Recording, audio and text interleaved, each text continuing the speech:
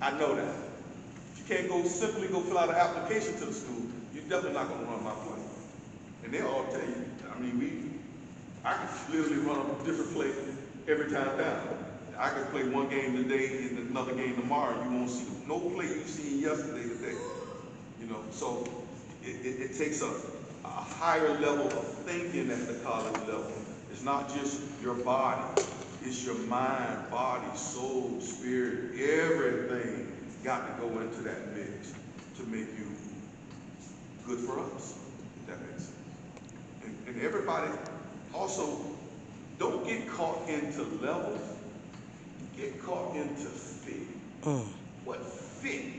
Now, don't get caught into levels. Sometimes when I look at Twitter and stuff, I see y'all sign, I see kids sign way too high. Great. You know what I'm saying? And then next year they in the portal. You know, don't sign for the tweet.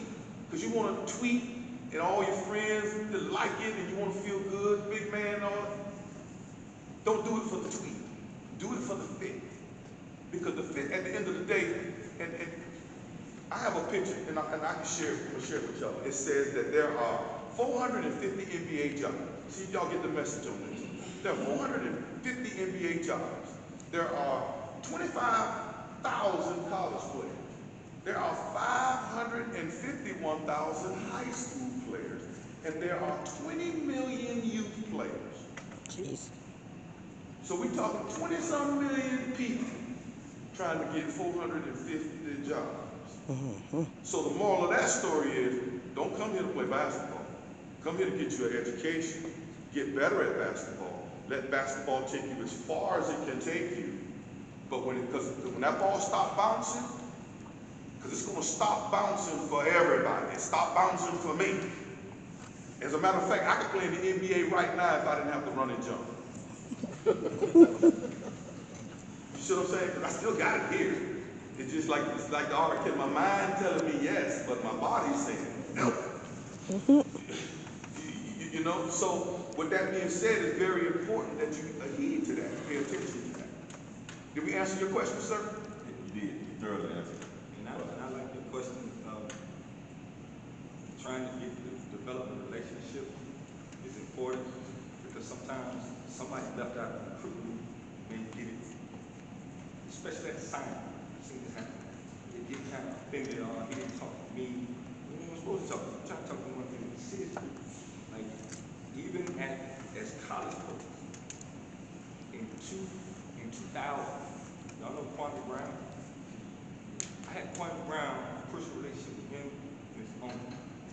And my boss knew that because I coached his older brother. He thought we was getting Kwame Brown. Coach, he didn't come here. So, long story short, he commits to Florida, verbally commits to Florida.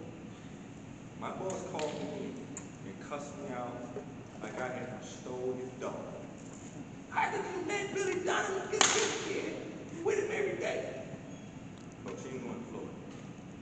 And this Hugh Durham he's in the Hall of Fame, right? Yeah. I really thought I was going to get fired. So I'm going to tell my wife, I'm at a job tomorrow. You mad because Kwame went to Florida. Kwame's not going to Florida because I have a personal relationship with his uncle, a personal relationship with his brother, and Kwame.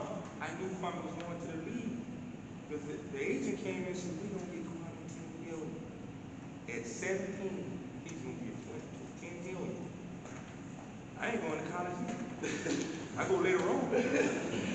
But they were very poor. And I knew that going to Florida, when you can get $10 million, by the time you're 18, in 4 months you're going to get $10 million. What's the purpose of going to college? And that was a rare situation. But my boss didn't understand because he wasn't part of the initial recruiting process. I knew when he although I know it, it's because you know someone that doesn't work. In his situation, being the #1 pick and $10 million, that's a game changer.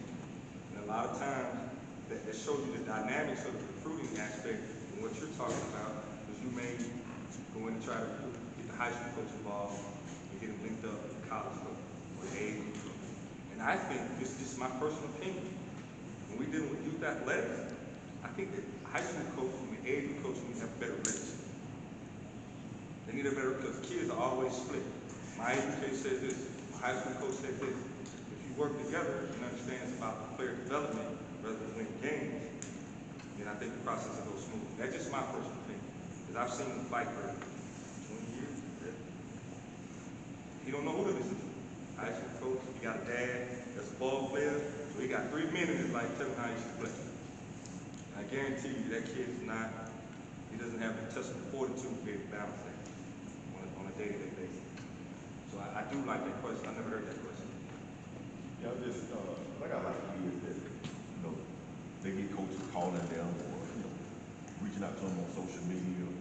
But I just feel like if there was a relationship established between that recruiter and the parent or whoever the decision maker is going to be, I think that the recruitment process would go a lot smoother because, you know, once you talk to the person that's helping make the decision, now we can, you know, get the ball rolling and see if the kid, you know, get the kid on campus, you know, see if the kid is academically, you know, approved for the school, you know, and I think it, you know, make the whole process easier. But I get kids every day call me and say, talk to this coach, talk to that coach, and set up a meeting here with your dad or, you know, whoever's gonna help you out. The answer's always no.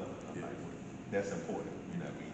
Call the coach back, tell him, hey, I'm interested, you know, thanks for reaching out to me and showing interest. I'm interested in you. How can we set up a meeting? How can I, you know, get a visit? You know, but just taking the next step. That's another important one. You just triggered another. Guys, whether you want to go to the school or not, if a coach contact him back immediately. If I call you and you don't answer, text you and you don't respond, you off the list. It's just that quick. Because I'm going to the guy who's going to respond. So that's crucial. So this is important too, because you're bringing out a lot of good stuff right here. The coaching business, although it's thousands of us, it's really a small circle. It doesn't matter whether Division I, Division II, Division III, post-grad, NAIA, Division III, all of them know each other, all of them like each other for the most part. We work and compete against each other, but we also work together on a lot of things. We help each other. Because guess what? You can come in here today and you're a big time point guard. But guess what? We might already have 2. Guess what, coach? There's a really good guard over so and so and so. You see how it works? So I'm saying that to say this. Talking to a lot of coaches in the last couple of years, parents, you have lost more scholarships for kids than the kids have. Because we're not recruiting you, we're recruiting him. And parents can lose a kid's scholarship, acting a fool at the game, going off on coaches, want to do this to coaches. And when we come to the AAU in the high school game and we see that, a lot of coaches gonna say, man, I love that kid, but boy, I sure don't like his mom. So I sure don't like his dad. And that's fact. That's real. I've talked to a lot of coaches in the last couple of years, and a lot of coaches refrain from signing a kid because of the behavior of the parents. It's very important, y'all. Very important, so don't hurt